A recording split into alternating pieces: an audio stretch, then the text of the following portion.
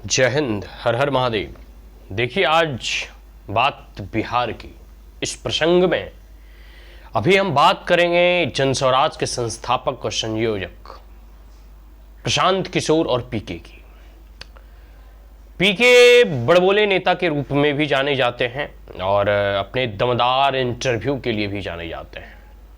एक करेज है मीडिया वर्ग में अभी, क्योंकि उनका शासन किसी ने अभी देखा नहीं है।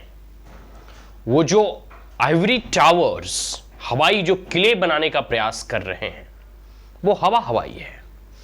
एक प्रकार से कह सकते हैं कि ख्याली पुलाव।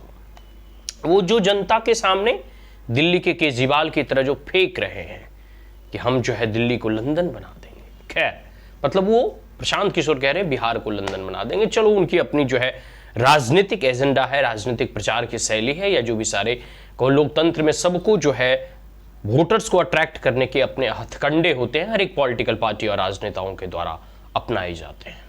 लेकिन इसी मीडिया के इंटरव्यू के दौरान एक प्रसंग आया जिसमें प्रशांत किशोर से एक मीडिया कर्मी ने यह पूछा कि अगर आपको दो में चयन करना जाए, नीतीश बाबू और तेजस्वी यादव के बीच में, तो आप किसका चयन करेंगे? तो प्रशांत किशोर ने जवाब दिया कि किसी भी परिस्थिति में नीतीश बाबू को। देखो, नेता कई होते हैं। आपने दुनिया में कई सारे ऐसे पॉलिटिकल लीडर्स के बारे में जाना होगा, सुना होगा, सोचा होगा, समझा होगा, उनके बारे में जानकारी होगी। लेकिन बहुत ही बिरले और बहुत ही कम ऐसे नेता हैं जिनकी प्रशंसा धूर विरोधी पार्टी और उसके नेता भी करते हैं। बहुत ही कम संख्या में गिने चुने ऐसे लीडर आपको दिखाई देंगे जिनकी प्रशंसा विरोधी दल के नेता करते हैं। बहुत कम और हाथों पे गिनती वाले ऐसे लीडर्स आपको दिखाई देंगे कि जिनके कार्यों की प्रशंसा विपक्ष में होते हुए भी विपक्ष के नेतागण करते हैं।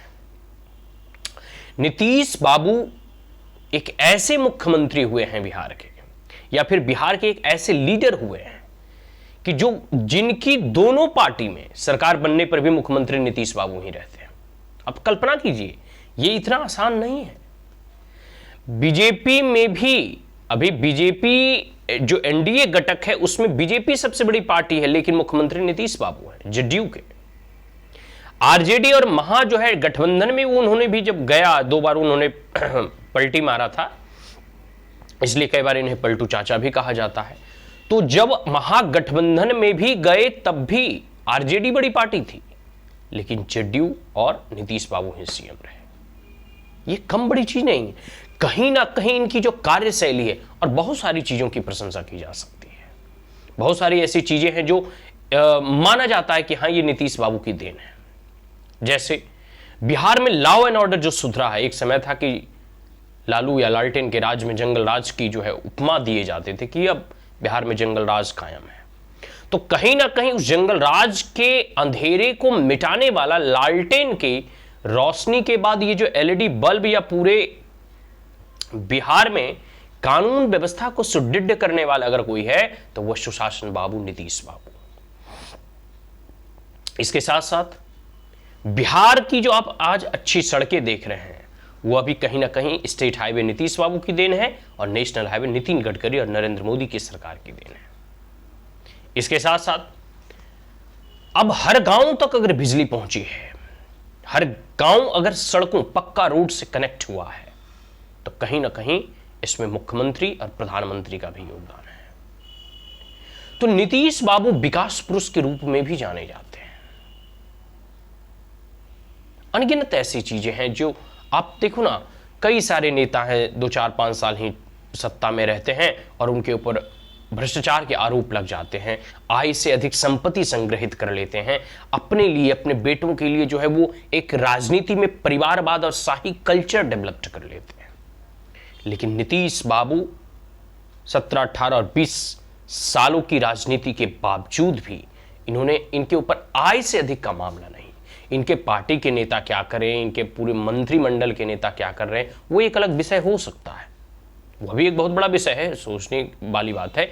लेकिन व्यक्तिगत तौर पे नीतीश बाबू के ऊपर किसी भी प्रकार का इन आप कहीं भी देख लो, आय से अधिक का संपत्ति का मामला नहीं है और कोई भ्रष्टाचार के आरोप भी इनके ऊपर नहीं लगाए कि ये मुख्यमंत्री रहते हुए, जैसे दिल्ली का केजरीवाल का स्थिति हो गया, या फिर झारखंड बगल में ही है, हेमंत सोरेन के ऊपर जो है एलिगेशंस लगे, ऐसे कई सारे एलिगेशंस आप देखोगे।